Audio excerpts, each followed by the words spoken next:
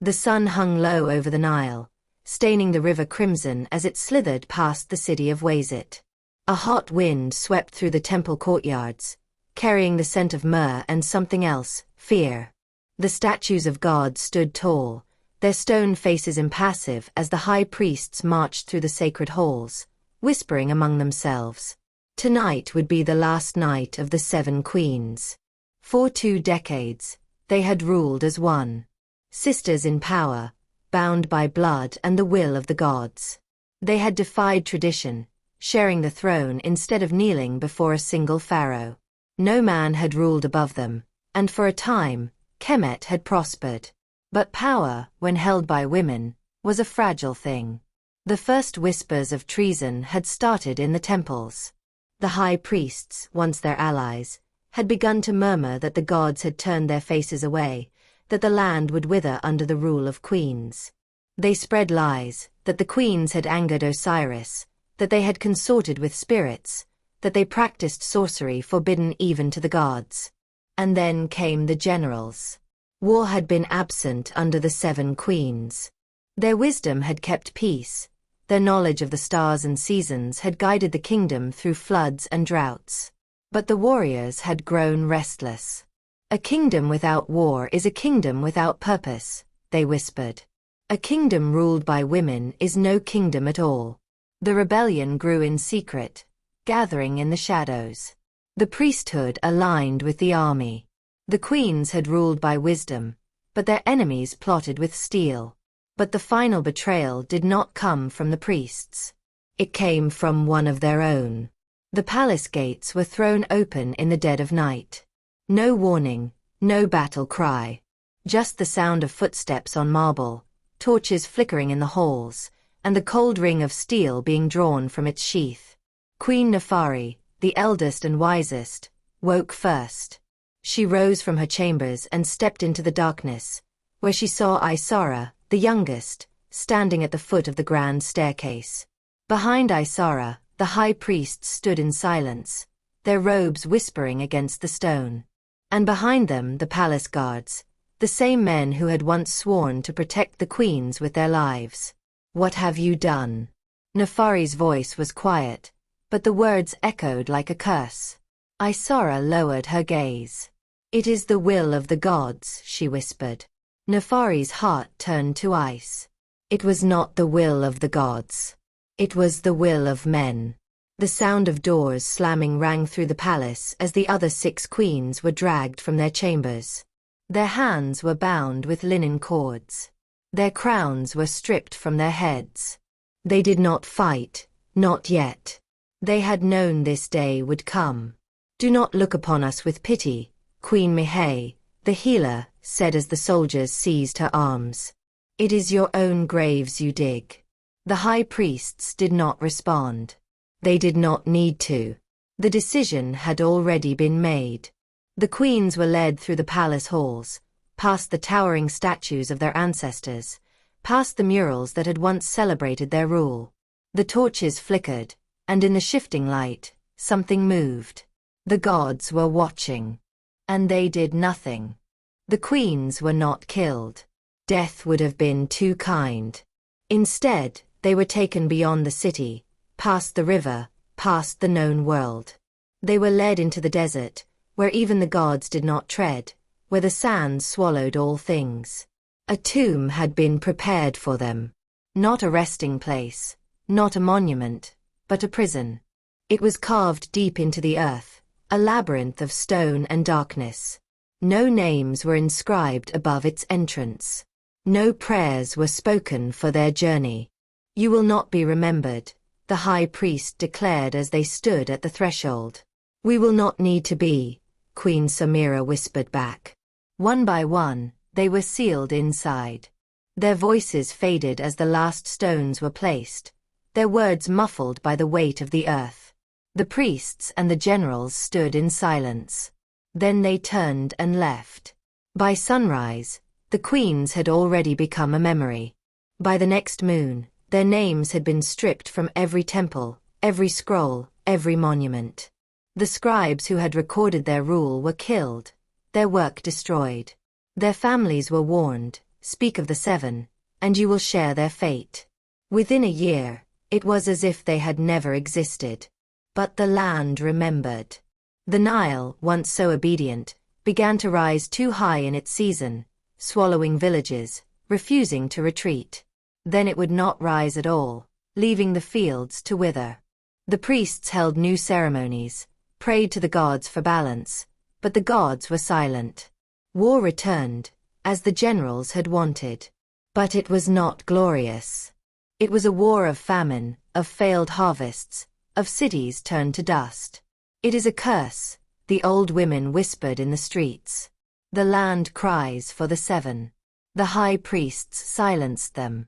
But the whispers did not stop. And in the desert, where no man walked, the sand shifted over a forgotten tomb. And something stirred within. Centuries passed. Kingdoms rose and fell. The world changed. But some secrets refuse to remain buried. It is said that those who venture too deep into the ruins of the old cities hear voices in the wind. That shadows flicker in the torchlight where there should be none.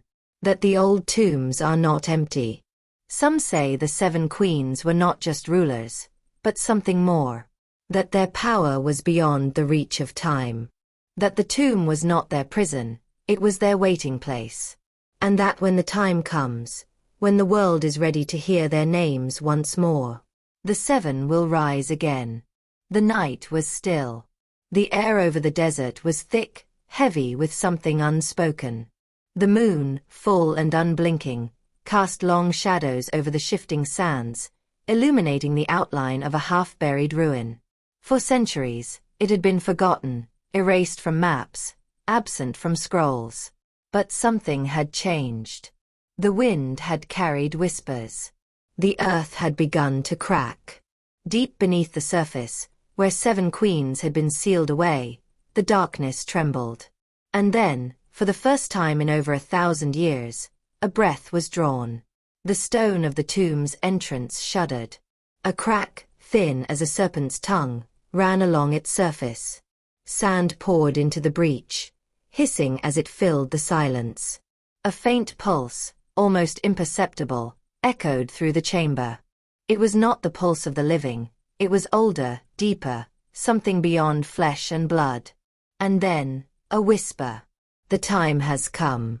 In Cairo, beneath the glow of electric lights, a woman sat alone in a small, cluttered office.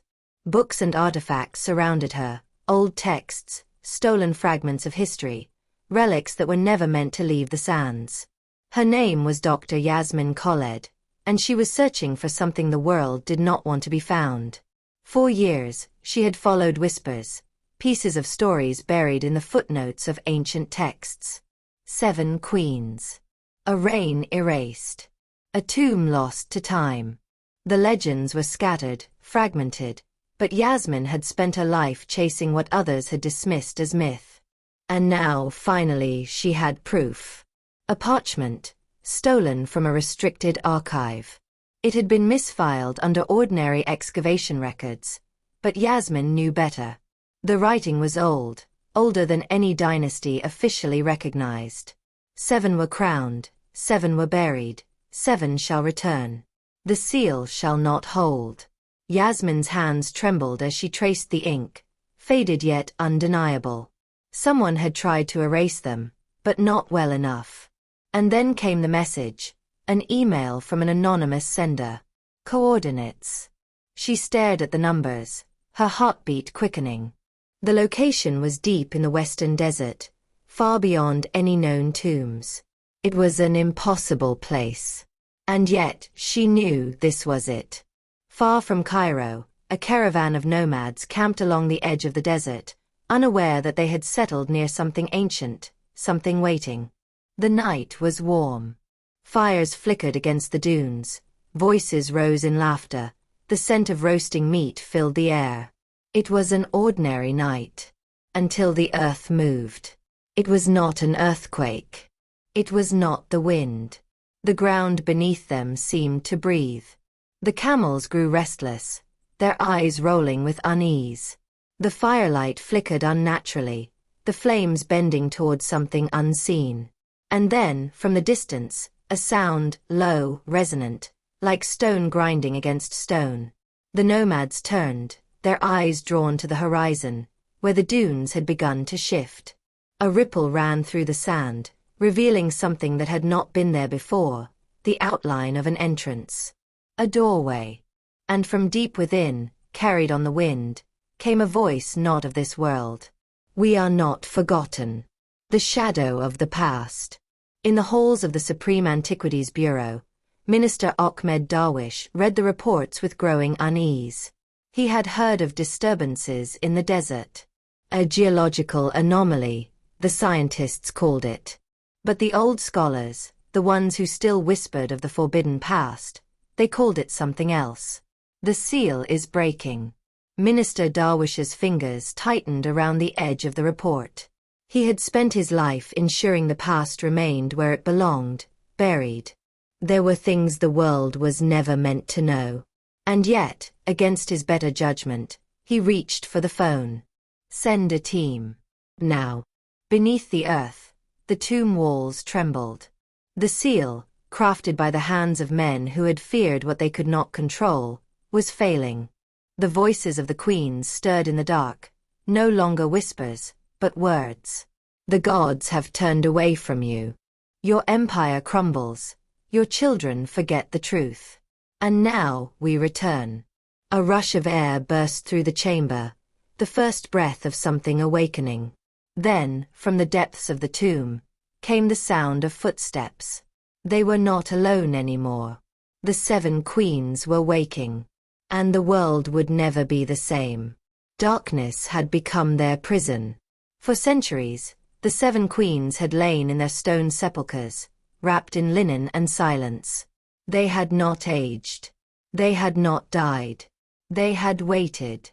And now, the world was calling them back. The first to wake was Nefari, the eldest and the wisest. Her fingers twitched, brushing against the brittle fabric of her burial shroud. She had once ruled with an iron will, her mind sharper than any blade, her knowledge deeper than the Nile.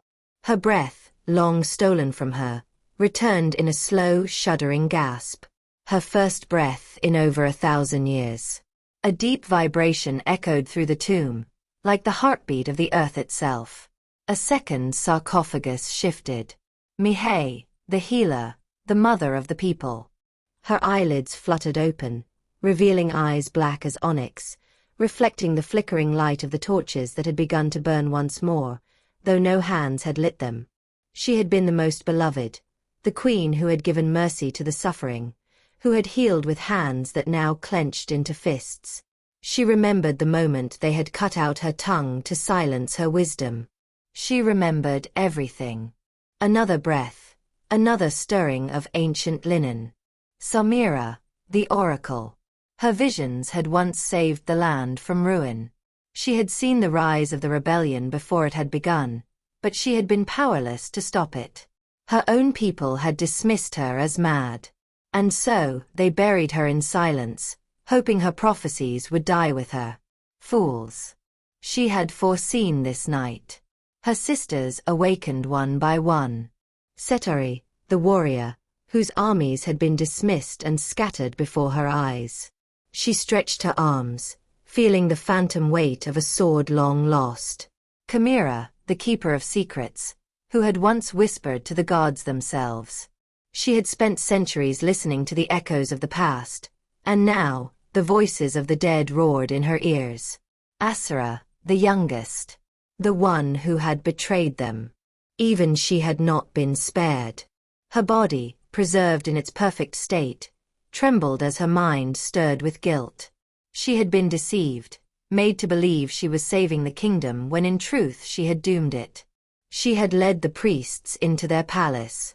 She had watched as her sisters were taken. And yet, here she was, waking alongside them. The 7th sarcophagus was the last to move. The heaviest. The one buried deepest in the tomb. Queen Nezeret, the most feared of them all. She had been their shadow, their enforcer, the one whose magic could command the storms and shake the heavens. Her power had been the one the priests feared most. And so, they had buried her the deepest. Her fingers rose first, pressing against the cold stone above her. A single crack split through the surface, spreading like a wound through time. And then, the tomb, their prison, began to break. The sand above them shifted violently. What had once been an unmarked stretch of desert began to breathe. In Cairo, the great obelisks of the Old Kingdom trembled. Birds scattered into the night. The Nile, dark and endless, shuddered as if struck by an unseen force. In the halls of the temple, the descendants of the priests who had ordered the 7 queens' erasure suddenly felt cold fingers on their throats, though no hands had touched them. And in the desert, the tomb cracked open. Sand poured in. The air rushed down. And 7 figures stepped forward, their eyes glowing with the fire of ages. The world had forgotten them. Now, it would remember. Nefari was the first to speak, her voice raw from 1,000 years of silence. Where is our kingdom? Samira turned her gaze to the stars, her visions returning in an unrelenting flood. This is not the world we left. Mihai clenched her jaw, her fingers curling as she felt the dryness in the air. The Nile has suffered without us. Setari picked up a broken shard of stone, dusting the sand from it. The pharaohs are gone. The gods are silent. Kamira stepped forward, pressing her bare feet into the sand, feeling the echoes of time beneath her. The bloodline of those who betrayed us still walks the earth. There was only one answer. Only one path forward. The 7 queens would take back what was theirs. And this time, no one would erase them.